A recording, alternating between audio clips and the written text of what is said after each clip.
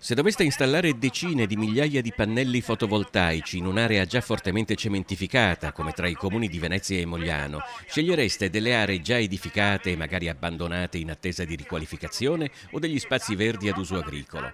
Per quanto incredibile, in Veneto si sta scegliendo la seconda ipotesi e per l'ennesima volta i comitati di Cassolaro e Via d'Azeglio hanno sfilato in protesta fino al Consiglio regionale.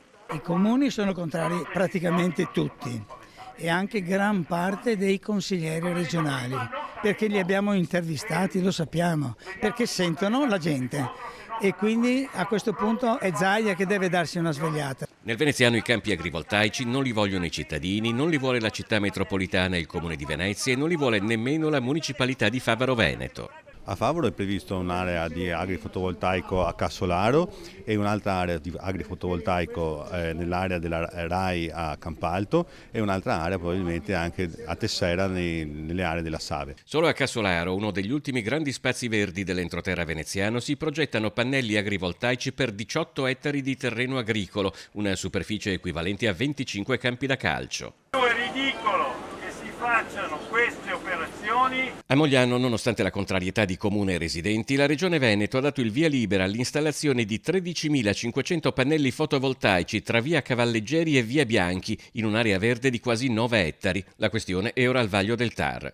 Di pannelli fotovoltaici in via d'Azeglio e a Marocco se ne vogliono mettere ancora di più, 17.850 in un'area di 5 ettari e mezzo all'interno di una superficie agricola di 17 ettari. Che in regione ci sia un certo imbarazzo anche tra i consiglieri di maggioranza è evidente. Mi ricordo che durante la nona legislatura passò, mi sembra, un progetto di fotovoltaico a Verona per l'aula consigliare della Regione Veneto. E mi ricordo che non solo uscii io, ma uscirono anche più di qualche consigliere della maggioranza di centrodestra.